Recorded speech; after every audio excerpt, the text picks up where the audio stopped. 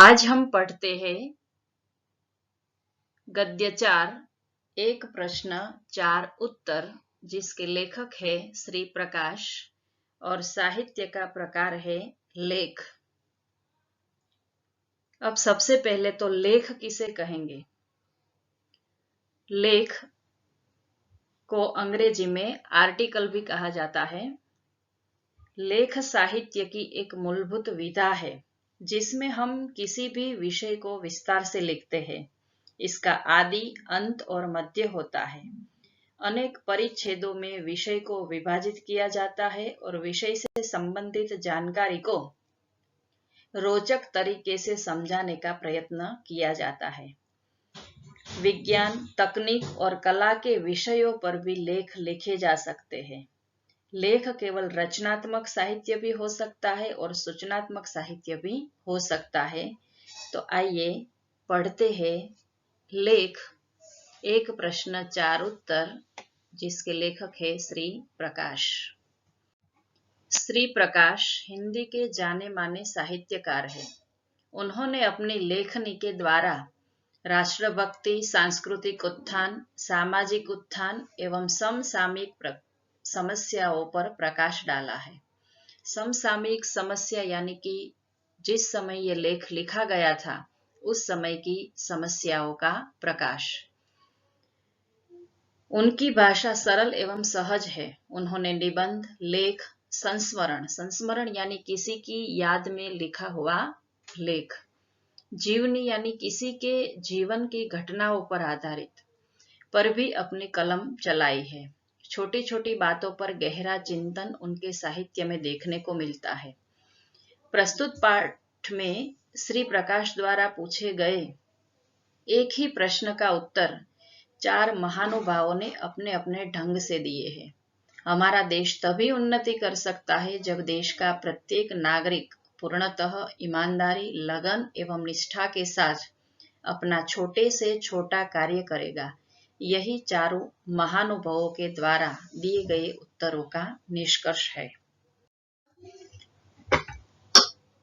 पाठ की शुरुआत करते हैं। पाठ का पहले पठन करते हैं। सबको ही कुछ न कुछ खप्त होता है। खप्त यानी धुन। मुझे भी कई बातों का खप्त है।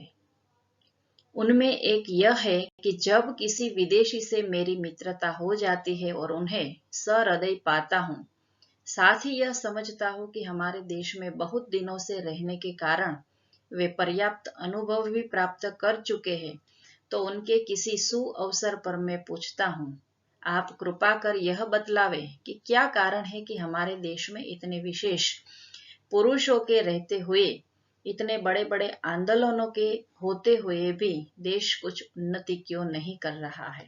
उन्नति यानी प्रगति। ऐसा मालूम होता है कि हम ज्यों के त्यों पड़े हुए हैं। ज्यों के त्यों पड़े हुए मतलब जैसे थे वैसे ही है, कुछ प्रगति हुई नहीं है। अवश्य ही हमारे मित्र इससे चकित होते हैं। चकित यानी आश्चर्य। उत्तर देते संकोच करते हैं और शिष्टता के नाते क्षमा चाहते हैं। शिष्टता यानी विनयता, नम्रता, आदर, क्षमा, माफी। पर मैं उन्हें छोड़ता नहीं और उनको उत्तर देने के लिए बाध्य करता हूँ। बाध्य यानी मजबूर। वो लोग तो मुझे उत्तर देना नहीं चाहते थे, लेकिन मैंने उसे बाध्य कर दिया कि तुम्हें बताना ही होगा कि मेरे देश की उन्नति क्यों नहीं हो रही है। उन्होंने अपने सबसे पहले मित्र, जो एक वृद्ध ईसाई पादरी है, उनसे यह प्रश्न किया। ये वृद्ध ईसाई पादरी है। पादरी यानी ईसाइयों के धर्मगुरु। वे 36 वर्ष से भारत में ईसाई मत के प्रचार में तो उतना नहीं, पर सपत्नीक देश के दरिद्र नर नारियों की सामाजिक सेवा में लगे रहे हैं। सपत्नीक यानी अपनी पत्नी के साथ वो हमारे देश में गरीबों की सेवाओं के काम में लगे रहे थे। मेरे हृदय में उनके लिए बड़ा सत्कार और प्रेम है। उनका उत्तर थोड़े में यह है कि तुम लोग अपने काम में गर्व लेते नहीं हो। विद्यार्थी मित्रों, यहाँ पर आपको प्रश्न पूछा जाता है कि लेखक के पहले मित्र वृद्ध ईसाई पादरी ने देश की उन्नति न होने का कौन सा कारण बताया? तो आपको लिखना है कि तुम लोग अपने काम में गर्व लेते नहीं हो, यह उत्तर उन्होंने बताया। लेखक ने उनसे विस्तार से बात कहने को कहा।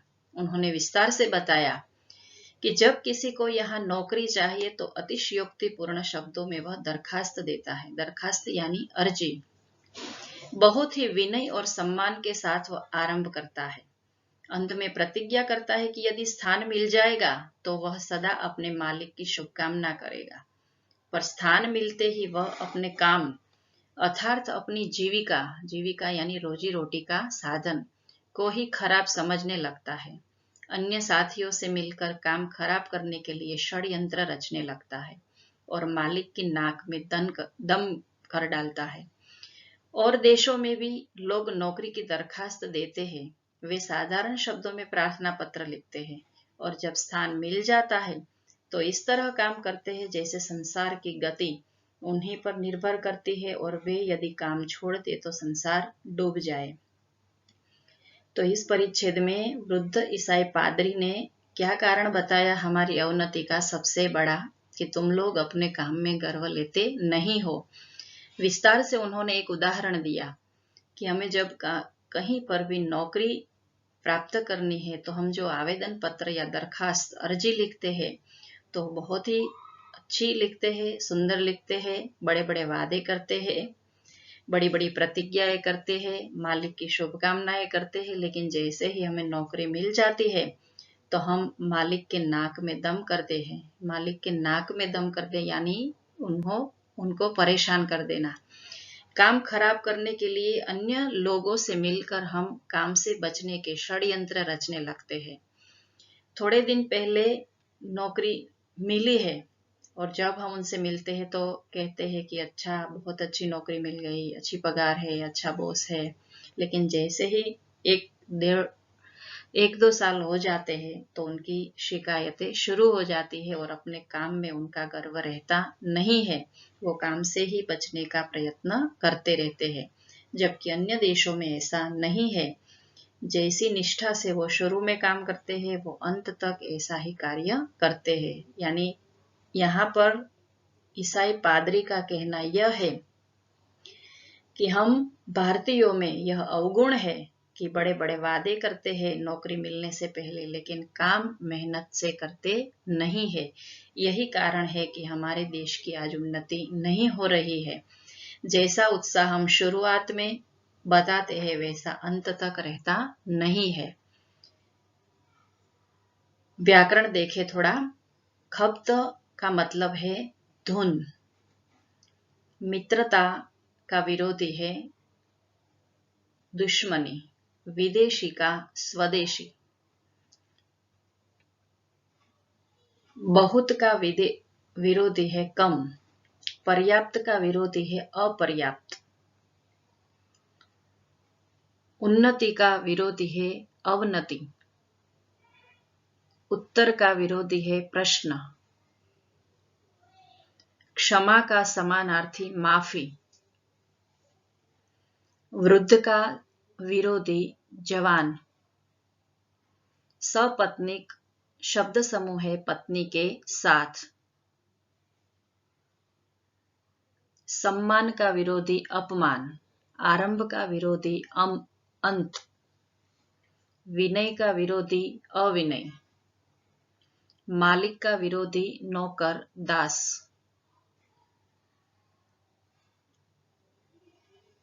प्रार्थना पत्र का समानार्थी दरखास्त या अर्जी।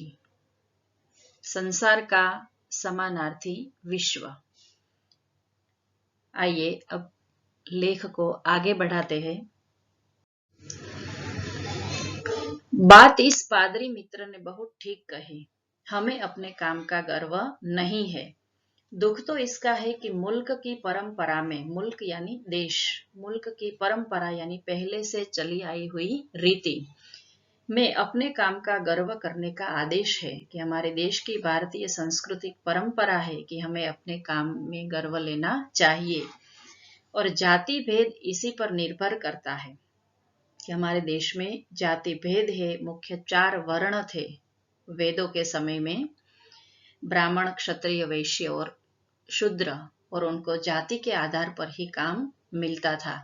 एक जाति का आदमी दूसरी जाति के आदमी द्वारा अपना मान मर्यादा नहीं चाहता, वह अपनी जाति वालों के बीच अपना उपयुक्त पद और स्थान चाहता है। यह अपनी जीविका के साधनों का बड़ा आदर सत्कार करता है। जीविका यानी रोजी रोटी के साधन। बढ़ई अपने औजारों की, बढ़ई का मतलब होता है कारपेंटर, जिसे अंग्रेजी में कहते हैं, और लकड़ियों का जो काम करते हैं उसे बढ़ई कहा जाता है। औजार यानी उनके साधन।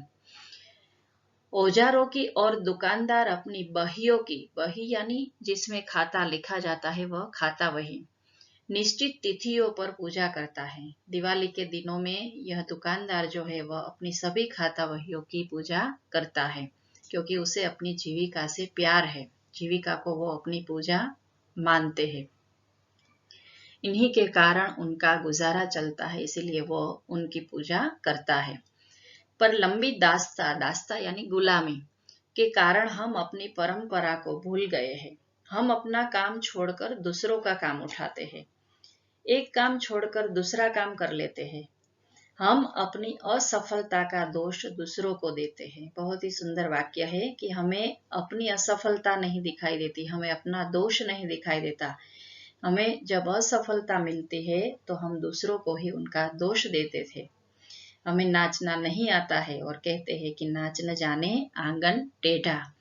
हमें अपने खुद के दोष भी नजर आते नहीं है। यहाँ पर मुझे कबीर की एक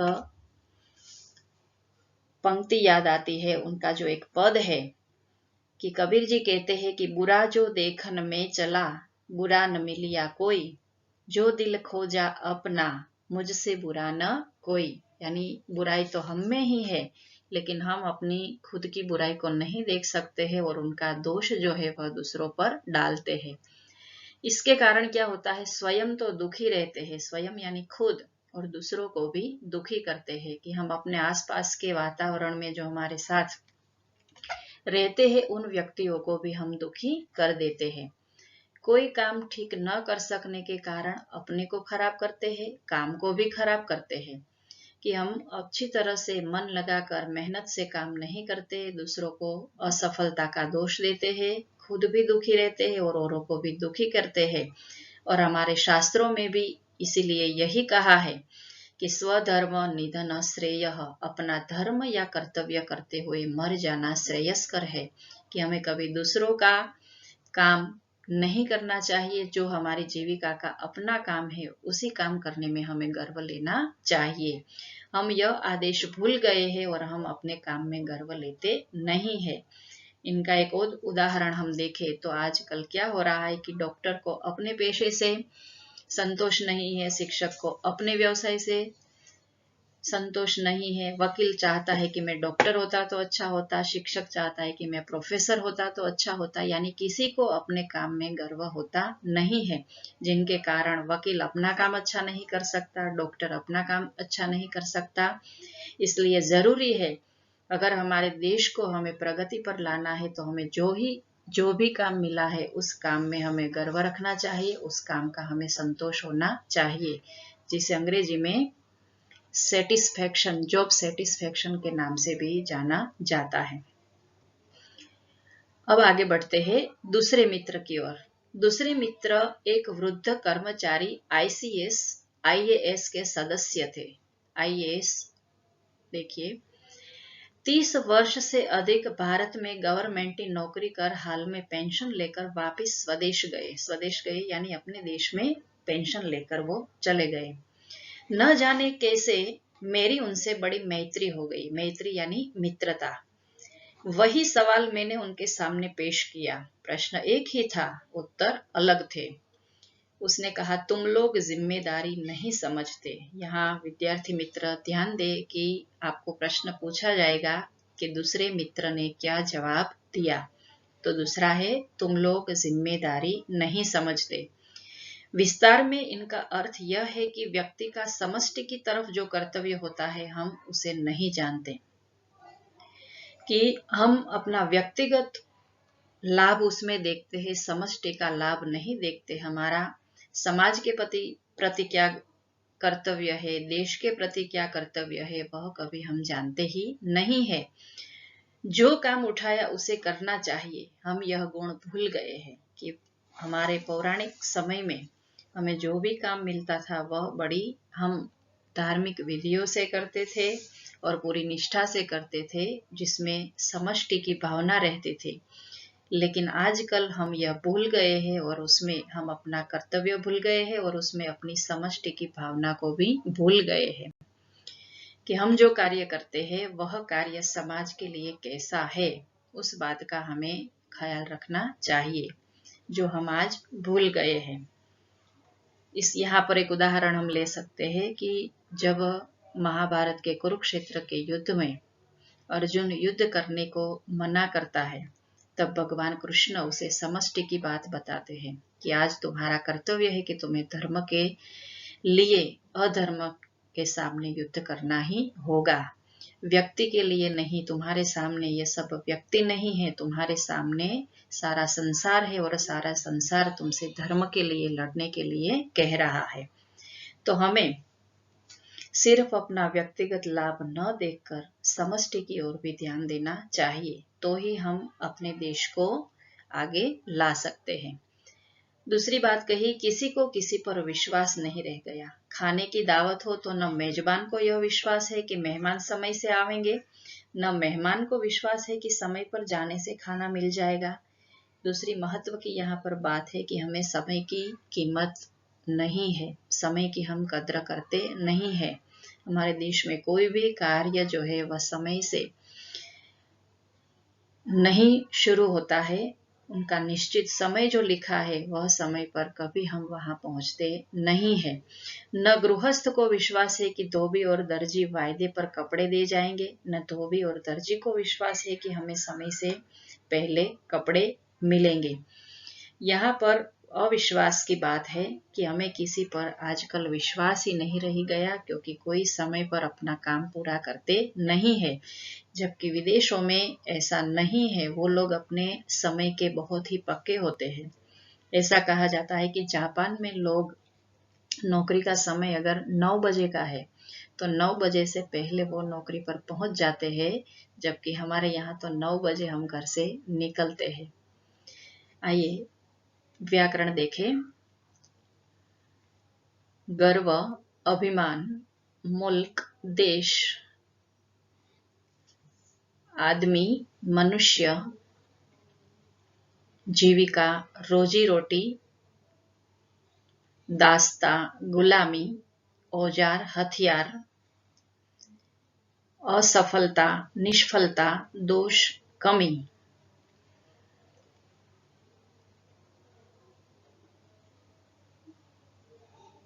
विश्वास, यकीन।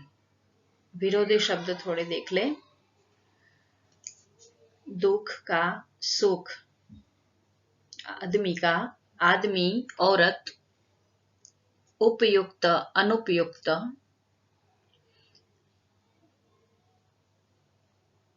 दुखी, सुखी,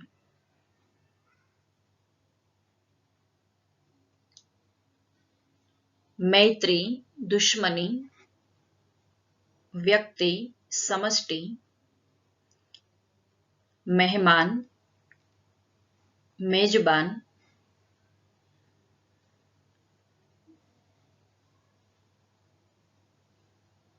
असफलता शब्द समूह है जिसे सफलता नहीं मिली है, असफलता।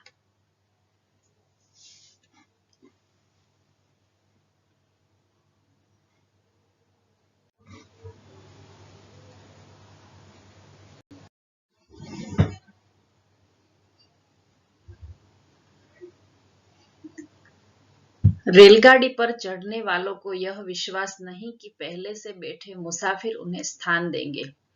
पहले से बैठने वालों को यह विश्वास नहीं कि नया मुसाफिर धीरे से आकर उचित स्थान लेगा और व्यर्थ का शोर न मचाएगा और न और प्रकार से तंग करेगा। सड़क पर चलने वालों को यह विश्वास नहीं कि आगे चलने वाला अपना छाता इस तरह से खोलेगा कि उसकी नोक से मेरी आंख न फूट जाएगी, या पीछे चलने वाला मुझे व्यर्थ धक्का न देगा। यहाँ पर विश्वास की बात है कि हमें एक दूसरे पर विश्वास ही नहीं है।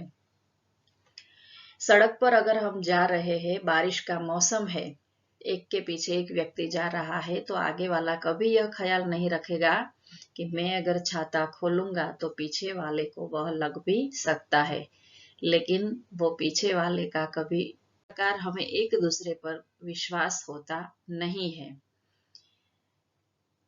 किसी को किसी पर यह विश्वास नहीं कि केले, नारंगी का छिलका या सुई, पिन आदि इस तरह वह न छोड़ेगा, कि हमें दूसरों की दुख का कोई अंदाजा ही नहीं है, कि हम रास्ते पर यूं ही केले, नारंगी, सुई, पिन आदि फेंक देते हैं, देखते नहीं कि वहां से गुजरने वाले को यह लग भी सकता है, वो गिर भी सकते हैं, उसे चोट भी आ सकती है, लेकिन हम यह ख्याल ही नहीं रखता कि जिससे दूसरों को कष्ट न पहुंचे।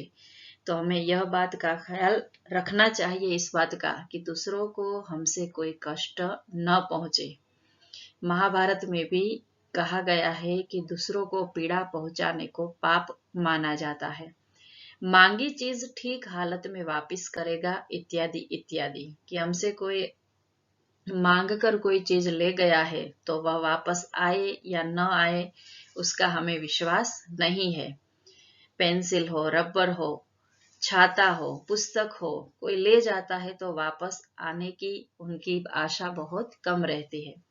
हम केवल अपनी तात्कालिक सुविधा देखते हैं, सारे संसार को अपने आराम के लिए बना समझते हैं, दूसरों के प्रति अपने कर्तव्यों का अनुभव नहीं करते।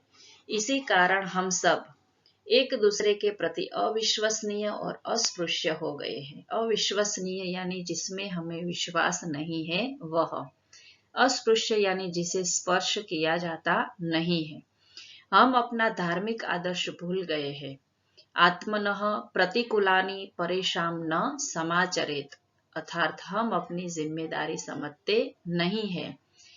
तो यहाँ पर इस परिच्छेद में हमें विश्वास और जिम्मेदारी की बात बताई गई है कि हमारी जिम्मेदारी बनती है कि हमसे किसी को कष्ट न पहुंचे और हमें एक दूसरे पर विश्वास रखना चाहिए, समय की पाबंदी का भी ख्याल रखना चाहिए और एक दूसरे के प्रति अपने कर्तव्य को समझना चाहिए। यही इस परिच्छेद में कहा गया है। तीसरा व्यक्ति एक स्त्री है। अब तीसरी व्यक्ति के पास लेखक जाते हैं और यही प्रश्न रखते हैं। 7-8 वर्षों से अपने को भारतीय बनाकर बड़े प्रेम और श्रद्धा से, बड़ी तत्परता से वे भारत की सेवा कर रही है। असहयोग आंदोलन में वे जेल भी जा चुकी है। कई कारणों से भारतीयों का निकटतम अनुभव उन्हें कई कार्य क्षेत्रों में हुआ है। भले वो हमारे देश की नहीं है, लेकिन हमारे देश की वो तत्परता से, श्रद्धा से सेवा करती है। कई आंदोलन में उन्होंने भाग भी लिया है और भारतीयों के साथ वो निकटता से रही है। मैंने उनको पूछा तो उनका उत्तर था कि तुम लोग बड़े आलसी हो। देखो यहाँ पर एक उदाहरण है आलसी लोगों का, अर्थात हम लोगों ने श्रम का महत्व ही नहीं पहचाना है। प्रश्न यहाँ पर आया, विद्यार्थी ध्यान दे कि तीसरा व्यक्ति जो था एक स्त्री है, उन्होंने कौन सा कारण बताया? उन्होंने कारण बताया तुम लोग बड़े आलसी हो। मेहनत करना तो हमने मरमुखों का काम समझ रखा है कि हम लोग मेहनत करते नहीं है। मरमुखो यानी बहुत ही जोरों की जिसे भूख लगी है वह। बड़े लोगों का काम तो केवल बैठे रहना है। हम भूल गए हैं कि संसार में जो बड़े हुए हैं वे सब अथक परिश्रमी रहे हैं, कि हमें यह नहीं भूलना चाहिए कि संसार में उसी को सफलता मिली है जिसने अथक परिश्रम किया हो। इंदिरा गांधी ने भी कहा है कि कठोर परिश्रम का कोई विकल्प होता नहीं है और परिश्रम से ही हम सब सफलताओं को, उद्देश्यों को सिद्ध कर सकते हैं। देखिए यहाँ पर उदाहरण है कि व्यक्ति कैसे मेहनत कर रहा है। जब हम परिश्रम ही न करेंगे तो सफलता कैसे पाएंगे? कि हमें सफलता अगर प्राप्त करनी है तो मेहनत तो करनी ही पड़ेगी, हार्ड वर्क भी करना पड़ेगा। आरंभ शूर तो हम हैं। आरंभ शूर यानी आरंभ में जैसा उत्साह दिखाते हैं वैसा हम अगर अंत तक दिखाए तो ही वह काम सफल हो सकता है। आरंभ शूर यानी आरंभ में हम शूरवीर है, उत्साह होता है और हमें लगन नहीं है। हमारे अंदर उत्साह है लेकिन पूरी लगन से हम वह कार्य को करते नहीं हैं। इसी कारण न हम अपने रोजगार में और न अपने गृहस्थी संबंधी या सार्वजनिक कार्य में सफल होते हैं। रोने, पीटने, झिकने में जितना समय हम बिताते हैं, उतना यदि काम में बिताए तो हम देश की और अपनी काया पलट कर सकते हैं। कि हम लोग रोने, पीटने, गप्पे लगाने में, बातें करने में ऐसा फिजूल समय खर्च करते हैं, अगर वह समय हम काम में बिताए तो हमारे देश की काया पलट सकती है, यानी देश को हम बदल कर सकते हैं। तो उनका उत्तर था, हम लोग बड़े आलसी है, तो हमें अपने आलस्य को छोड़कर मेहनत में लग जाना चाहिए। अगर हम मेहनत नहीं करेंगे तो हमें कभी सफलता मिलेगी नहीं। उदाहरण दिया है, अथक परिश्रमी लोग जो होते हैं उन्हें ही संसार में सफलता प्राप्त हुई है। अविश्वसनीय और अस्पृश्य शब्द समूह के लिए एक शब्द है असहयोग आंदोलन। असहयोग सहयोग का विरोधी है सहयोग, असहयोग। सफल, असफल। आंख, नयन। शोर, कोलाहल। मरभूखो शब्द समूह है जो अतिशय भूखा है वह। तो तीसरी व्यक्ति जो स्त्री है उन्होंने हमें कौन सा कारण बताया? अवनति का, तुम लोग बड़े आलसी हो। मेहनत का और आलसी का दोनों का चित्र यहाँ पर हमने देखा। तो हमें यहाँ पर ऐसा बनना है, ऐसा बनना नहीं है। चौथा व्यक्ति एक बड़ी वृद्धा स्त्री थी। वे संसार में प्रसिद्ध थी। मेरे कुल से उनका बड़ा प्रेम था। कुल यानी परिवार। मेरे पितामही तुल्य थी, बहुत बड़ी उम्र की थी। उनको भी मैंने तंग किया। तंग करना यानी परेशान करना, मुहावरा है। आपने तो अपने 40 वर्ष हमारे देश की विविध सेवाओं में लगा दिए हैं। आपको बतलाना ही होगा कि हमारा क्या दोष है जिससे हमारी उन्नति नहीं होती। थोड़े में उनका उत्तर था, तुम लोगों में उदारता नहीं है। बहुत ही सुंदर उन्होंने जवाब दिया कि तुम लोगों के अंदर उदारता नहीं है। उन्होंने बताया कि भारत में लोग दूसरों को आगे नहीं बढ़ाते, स्वयं को ही आगे रखना चाहते हैं। उनका अर्थ क्या है उदारता का?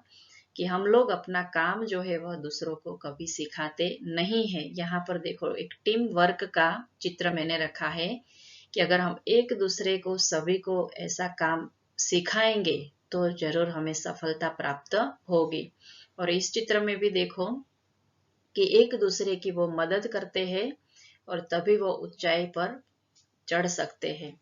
और इस चित्र में क्या है कि ज्ञान को हमें बांटना चाहिए। अगर एक के पास से दूसरे के पास ज्ञान नहीं पहुंचता तो वह ज्ञान कोई काम का होता नहीं है। तो गुणी नवयुवकों को अपनी योग्यता दिखलाने का हम मौका नहीं देते हैं।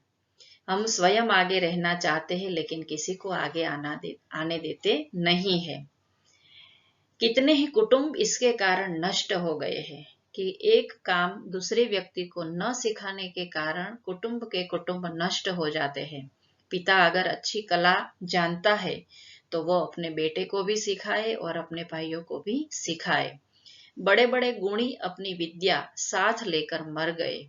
इस कारण कितने ही वैज्ञानिक आविष्कार यानी खोज, औषधियां आदि लुप्त हो गई। लुप्त होना यानी नाश हो जाना।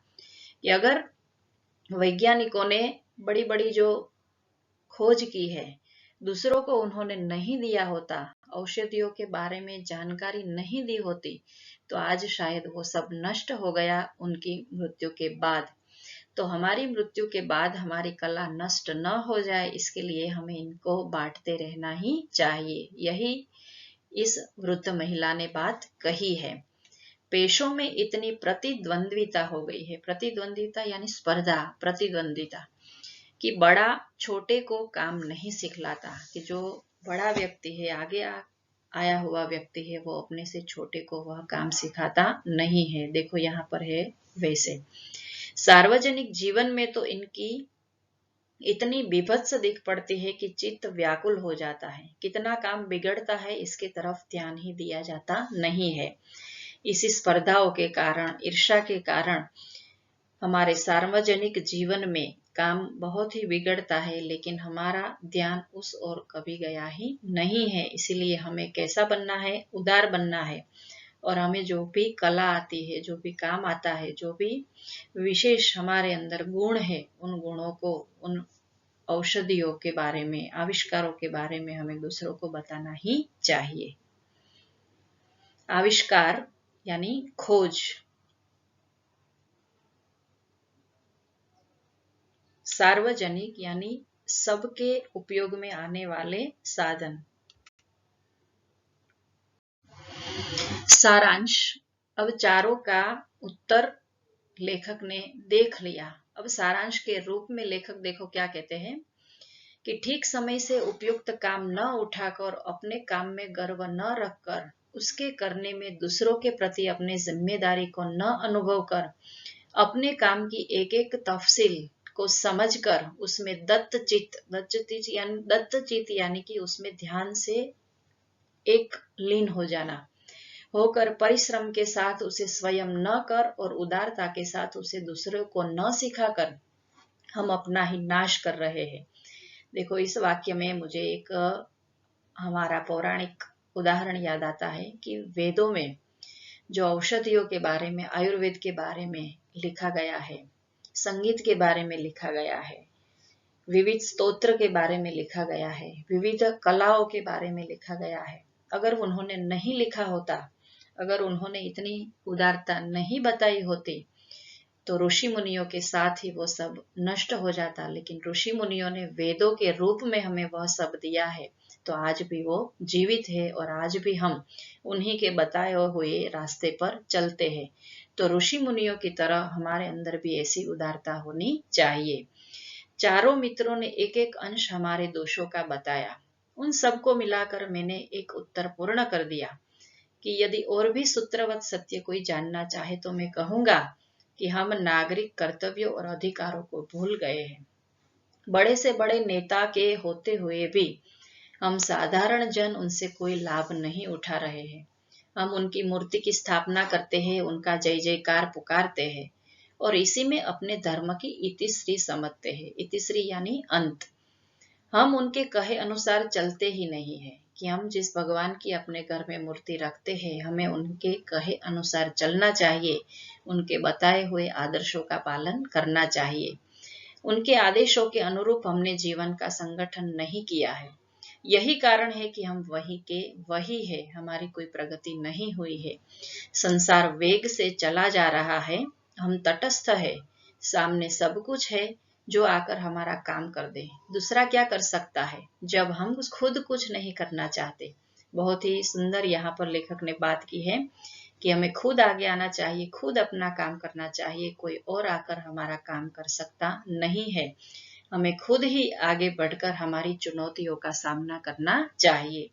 यदि हम ख्याल रखें कि देशभक्ति केवल व्याख्यान देने में ही नहीं है, किंतु ठीक तरह से काम करने में है, यदि हम अनुभव कर सके कि हम कर्तव्य ठीक प्रकार करते हैं, तो हम किसी भी देशभक्त से कम नहीं है। यहाँ पर जो पंक्ति है, जो बात लेखक ने कही है, वह बहुत ही अच्छी है कि भले छोटा सा व्यक्ति है, लेकिन वह अगर प्रामाणिकता से, निष्ठा से अपना कर्तव्य निभाता है, तो उनसे बड़ा देशभक्त और कोई नहीं है। बहुत से बड़े लोग हैं जो इस नाम से प्रसिद्ध किए गए हैं। यद्यपि हमारा कार्यक्षेत्र संकुचित ही क्यों न हो, हम केवल धोबी, दर्जी, किसान, मजदूर, दुकानदार, पहरेदार, पहरा देने वाला, गांव शिक्षक ही क्यों न हो, तो हमारा देश एकदम जाग उठेगा कि हम भले छोटे व्यक्ति हैं। यहाँ पर जो नाम दिए गए हैं वह छोटे व्यक्तियों के ही हैं। तो छोटा व्यक्ति भी अगर ईमानदारी से काम करता है, उनका कार्य क्षेत्र भले ही छोटा हो, लेकिन उस काम में वो अगर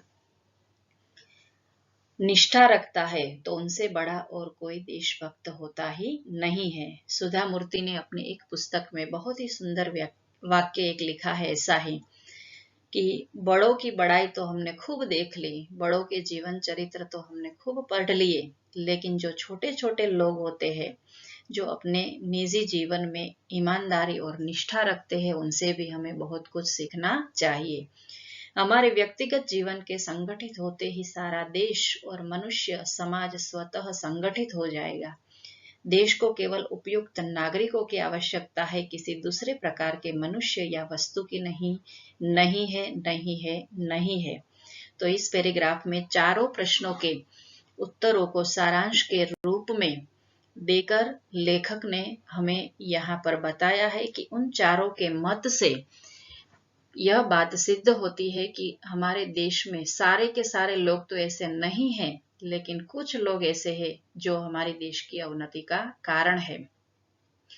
इस गद्य से हम यह तो नहीं कह सकते कि कोई लोग अपना काम ठीक नहीं करते, अपनी ईमानदारी से काम नहीं करते, लेकिन आज भी हमारे समाज में ऊपर ऊपर भले ही जो कुछ दिख रहा है, लेकिन भीतर एक ऐसा भारतवर्ष है जिसमें आज भी लोग निष्ठा से काम करते हैं, आज भी ऑफिस समय से पहुंचते हैं और आज भी अपनी ईमानदारी का परिचय वो देते हैं और उन्हीं के कारण हमारा देश बचा हुआ है और उन्हीं के कारण हमारे देश में ईमानदारी बची हुई है।